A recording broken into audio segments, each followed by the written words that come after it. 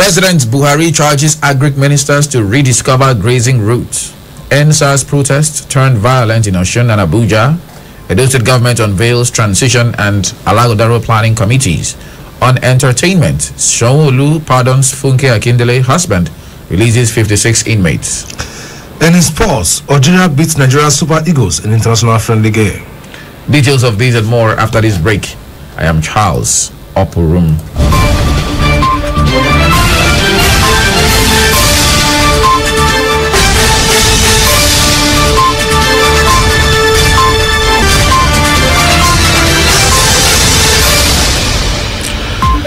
Now the news in detail.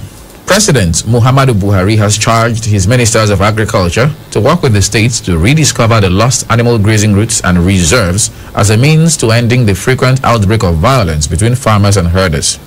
The president said that Nigerian farmers stand to reap the benefits of his government's reforms as he continues to accord the highest priority to agriculture, describing it as the country's largest employer of labor and engine of growth.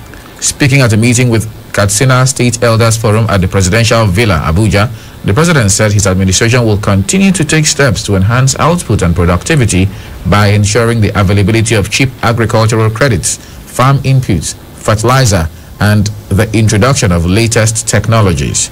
He said the choice of practicing farmers as ministers in charge of agriculture, first Chief Audu Ogbe and now Sabo Nanono, was a reflection of his strong wish to protect the interests of farmers and the attainment of national food sufficiency.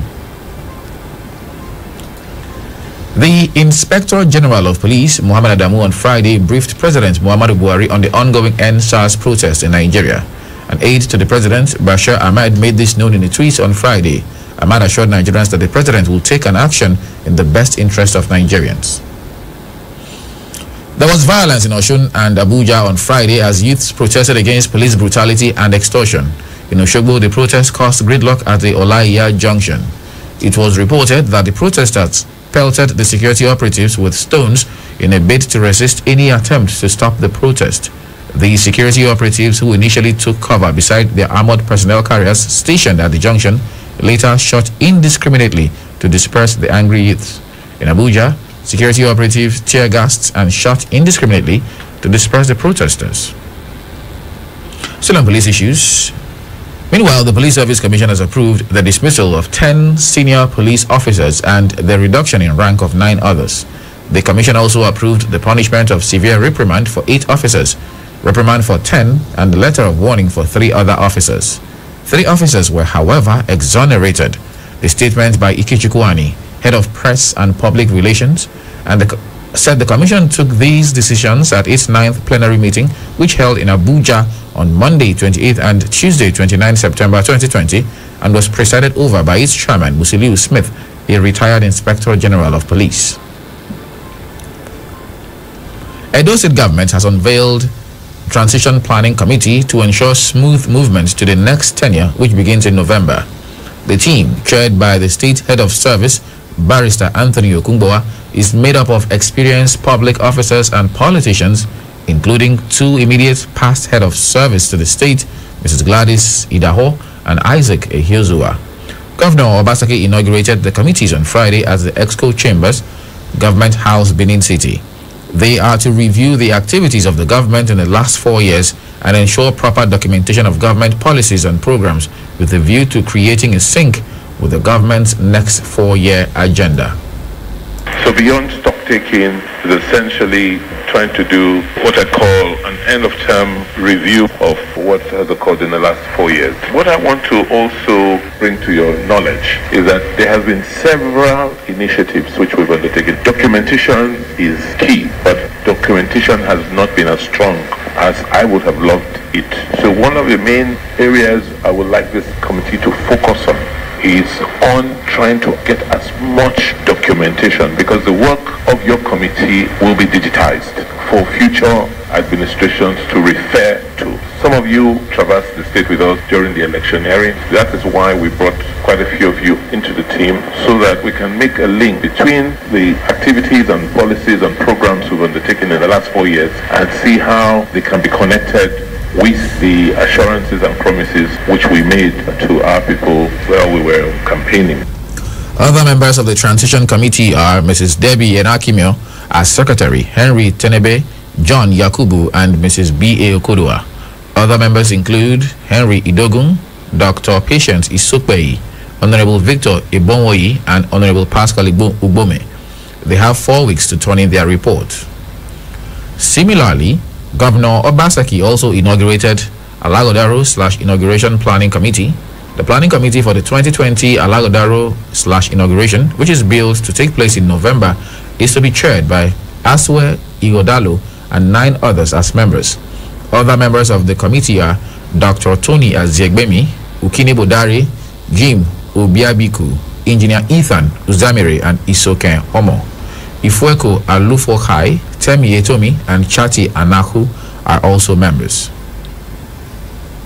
In a related development, Governor Gordon Obaseki has inaugurated a seven-member visitation panel to see how efficient Ambrose Ali University can be in the post-COVID environment.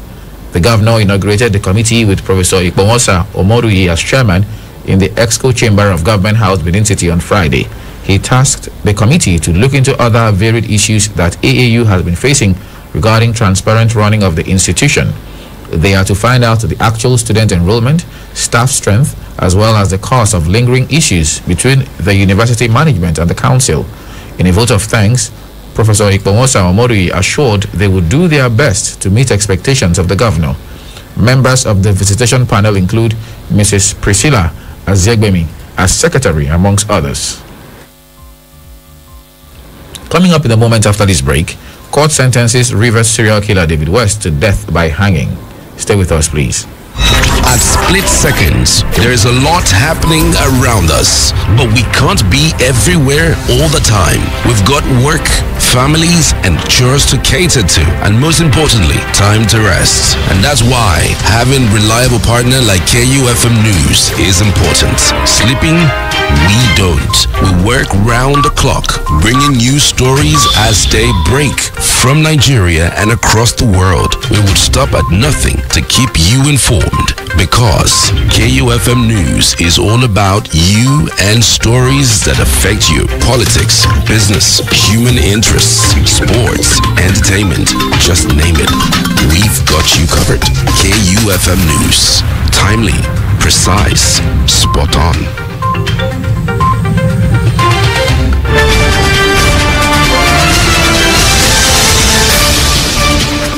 Welcome back to the news.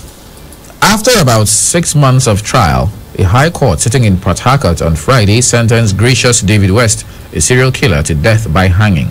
Presiding Judge Justice Adolphus Enebele, while delivering his judgment, said the suspect was convicted of the murder of 11 young women and attempted murder of a prospective victim identified as Benita Etem in a hotel in 2019. Justice Enebele stated that the prosecution team was able to convince the court that David West actually killed all 11 women at various hotel rooms in Port Harcourt and other parts of the state. The court, however, discharged and acquitted the second defendant in the case, Nimi Thangod, who is facing 1 count of misconduct with the corpse of one of David West's victims. And over now to Ondo State, where the Inspector General of Police, Muhammad Adamu, has ordered the restriction of vehicular movement from 11:59 p.m. on Friday, October 9th to 6 p.m. on Saturday, October 10th in Ondo State. The Force Public Relations Officer, Frank Mba, made this known in a press statement on Friday. According to him, the order is part of efforts by the force to ensure effective coordination of public order and safety during the gubernatorial election.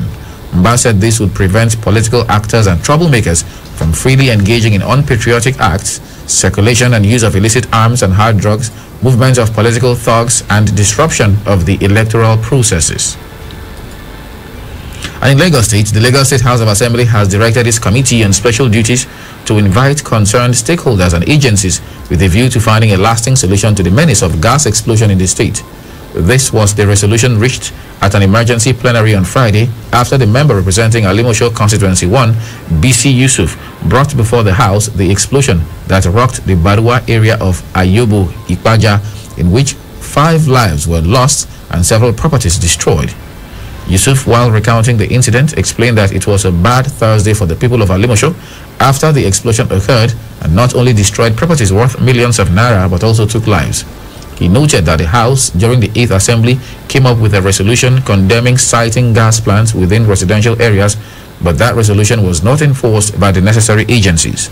Members condemned the situation where gas plants are sited within residential areas, urging the State Ministry of Physical Planning and Urban Development to henceforth deny approval to prospective investors. Meanwhile, there was mild drama yesterday at Ikpoba Hill axis of Benin City following a fire scare false alarm at about 6:40 p.m. The confusion was triggered when a group of pedestrians who were walking through the regular traffic gridlock on their way home around Tembuga Junction raised an alarm alleging that a fuel tanker has been inflamed in the gridlock. The alarm caused a mild confusion as occupants of hundreds of vehicles stuck up in traffic were jolted into action as they opened the doors of their vehicles and started running in different directions. The situation became more confusing as many drivers, in an attempt to save their vehicles, could not run but tried to maneuver their way through the traffic congestion. Many passengers were later stranded and made to walk from Tembuga Junction to Ramat Park as they could not locate the vehicles they jumped out from, while many of the commercial drivers lost their passengers, some of whom boarded from Ring Road, 3rd and New Benin without paying for their services. Coming up in a moment on Extra Voices, despite the early morning downpour on Tuesday, the 6th of October, pupils, students and teachers of many primary and secondary schools in Benin City resumed school after about 6 months of being away due to the coronavirus disease. How does it feel like for the parents, the teachers and the children? Extra Voices was out on Tuesday to capture this mood. In the ever-revolving world of news, one story becomes extinct the moment another major story breaks. Market women don't know whether they be anything. But with KUFM's Extra Voices, the story never dies. It just takes on a new life. Market meho. There's no water in the house. The toilet is not good. We don't have any fashion in APC. We bring you new angles and fresh perspectives to every story, no matter how old or remote. There are a lot of educated people that are involved in politics nowadays. We go a little beyond the surface to get you those extra details ignored in the rush for the news. Now bridge, now we take the cars now. Some don't die for inside. We go beyond the lines to bring extra voices, not just for those making the stories. Thank you, Mr. Speaker. But for those affected by the stories. I've lost 1 bag of rice. Documents. So it's a real disaster. With Extra Voices, we add new flavor to give fresh perspective and taste to an old story. Extra Voices airs every Wednesday and weekends on KUFM's major news bulletins. Schools in Edo State have resumed academic activities after 6 months of lockdown following the outbreak of the COVID-19 pandemic. Extra Voices news crew monitored the resumption of some schools in Benin City metropolis on Tuesday and observed that most school pupils, secondary school students and teachers all complied with the federal government's directives aimed at curtailing the spread of the coronavirus disease. Now the report. Good morning, sir.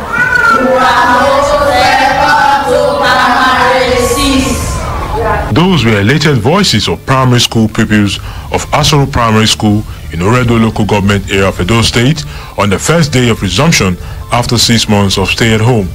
They are happy to be here again, having missed school for such a long time. My name is Jacob. I am very happy to meet my friends today. I am happy to see them and they are very well. Miss Fadila Amunta. We learn English, mathematics and social studies too. And similar scenarios played out in most of the primary and secondary schools across the state who have waited patiently for this day approved by the relevant authorities for academic activities to take off again.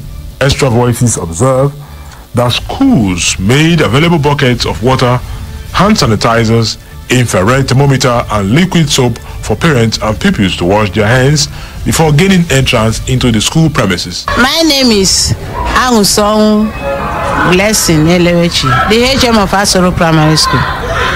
Use the thermometer to check people's temperature, and you can see our bucket of water and soap all around. One is by the gate side there, one is here, one is the other side. For the meantime, that's what we have now, including soap and sanitizer. We have all this with us. I'm Mrs. Egmont Patience, the HM of Uwa Primary School, Uredo. And for the as per the COVID-19, we were given face masks. We shared face masks for all our teachers, and therefore the pupils we asked them to bring from home. Ameda Comrade E.V. Ude, President, All Nigeria Confederation of Principals of Secondary School, and Principal, Western Boys High School Senior. NCDC has also recommended that we should disinfect the classes twice a day, which we are also adhering to. The early Tuesday morning downpour came as a surprise to many parents and teachers who might have been caught unawares, as it noticeably affected attendance on the first day. Some of the school visitors told Extra Voices that attendance will increase in the coming days. My name is Osifo Salge David, the principal of Western Boys High School Junior. Large number turned up. We are expecting more tomorrow, but more than half of the students in the school, they have been anxious to resume school, so they came en masse. The few that didn't turn up will eventually come tomorrow.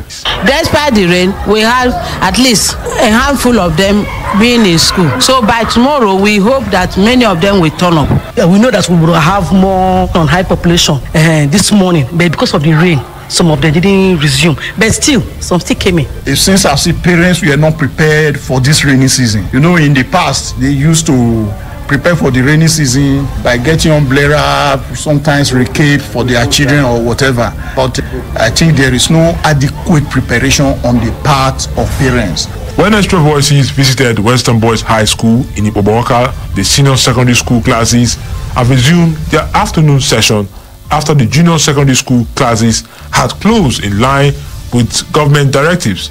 My name is Omar Maike, the Vice Principal Academic, Western Boys High School. That's from tomorrow. Any child that's not with the face mask and with the hand sanitizer, because we told them that each student must have one. Because during the course of teaching, we cannot be asking them to wash their hand, from lecture to one lecture to the other. Some of the students at the Western Boys appeared more prepared for this day than others. So I'm very glad to be back to school, seeing my friends. We are trying to make our class study and so that learning can continue. Well, I want to assure the government that we are going to follow the COVID-19 protocol by washing our hands and wearing of our nose masks and maintaining our social distancing. For some of the private schools visited in Benin City Metropolis, some parents who had come to pick their children after closing hour were optimistic that the coming days will be better if all the protocols are duly followed. I had no fear because I, for one, I believe that the God I serve is more than able to take absolute care of all my children and myself. So I had no fear. It's okay, it's a welcome development. Since there are things put on ground, like the washing of hands, social distancing, for those that are grown up, use of nose masks like I did in the morning while we were coming. I gave my worst nose masks that they will wear in the classroom. The only challenges most parents have these days is the school fees aspect and the textbook. Because of the COVID-19, most people lost jobs during the COVID-19 and some of them are not able to put their children back in school and all that. That's it. Extra Voices observed most school pupils and teachers complied with the federal government's directives of wearing face masks and sanitizing their hands in order to curtail the spread of the coronavirus disease. Benin City may have to brace up for a busier traffic as volume of human and vehicular presence will expectedly go up in the coming days due to school runs. For KUFM's Extra Voices, Leredum Asagwara. Coming up in a moment on our entertainment news, Sanwo-Olu pardons Funke Akindele husband, releases 56 inmates. Do stay with us, please.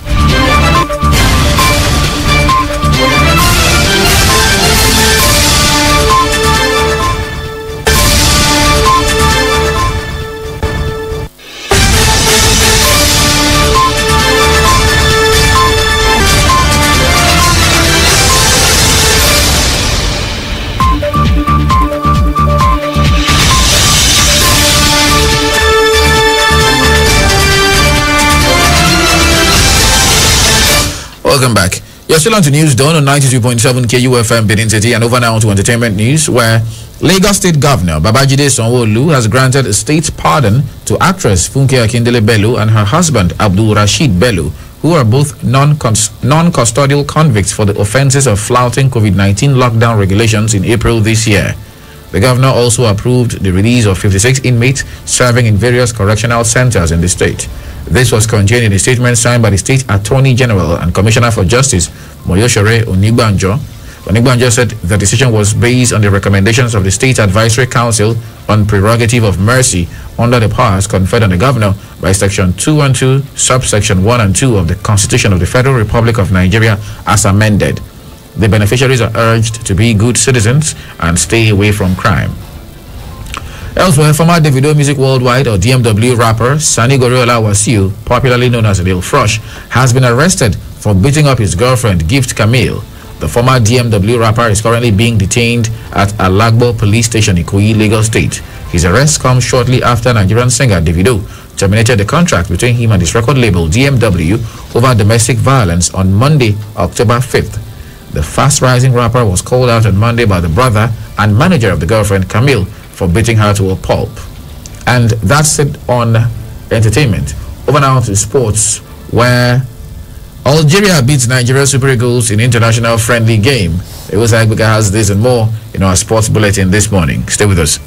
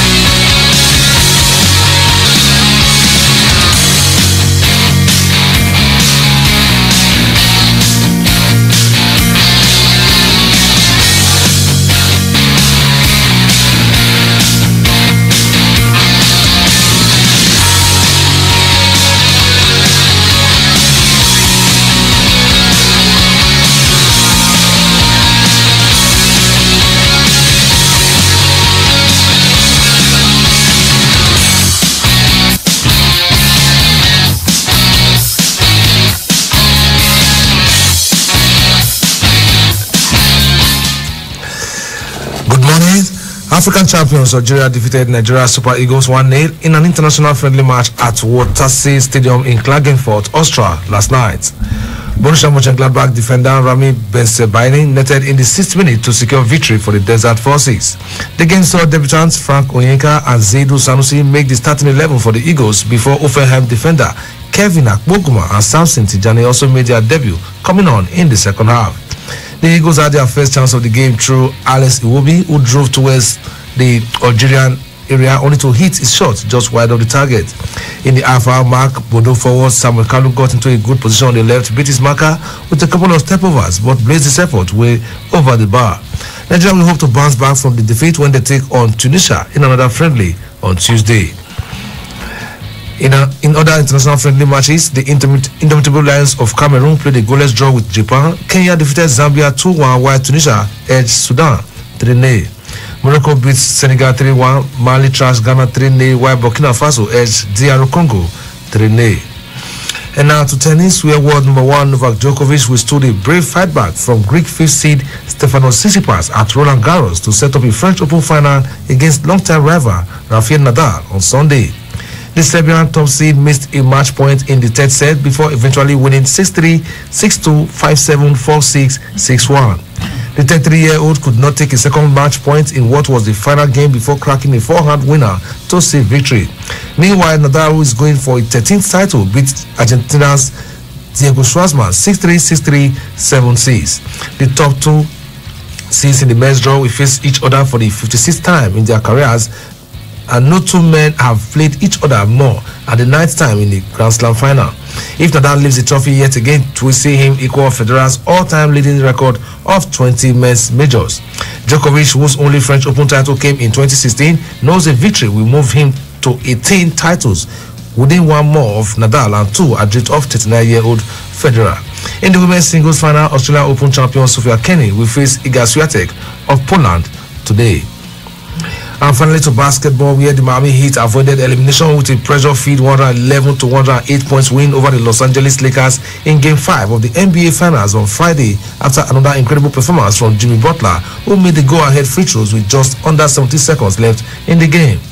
The Heat led for most of the game thanks to brilliant performances from Jimmy Butler and Duncan Robinson, but the Lakers came roaring back in the fourth quarter to take the lead behind the outstanding play of LeBron James and Anthony Davis. The end of the game was a spectacular back and forth affair that will go down as one of the all-time NBA Finals games. Danny Green missed a potential go-ahead three-pointer, which was followed by a Markieff Morris turnover. LeBron James, who scored 26 points, 8 assists and 10 rebounds, missed a desperation shot at the buzzer to see the Miami win. Anthony Davis contributed 28 points, 3 assists and 9 rebounds. Jimmy Butler was the star performer for Miami. He scoring 22 points, 5 assists and 6 rebounds, while Bam Adebayo added 17 points. Game 6 will take place on Sunday. And that's sports news on KUFM's News Dawn. My name is Egusa Agbeka, and back to you. Ciao. Thank you very much, Egusa, for those sports stories. And with those stories, we come to the end of our package this morning. But before we leave, a quick recap of the headlines.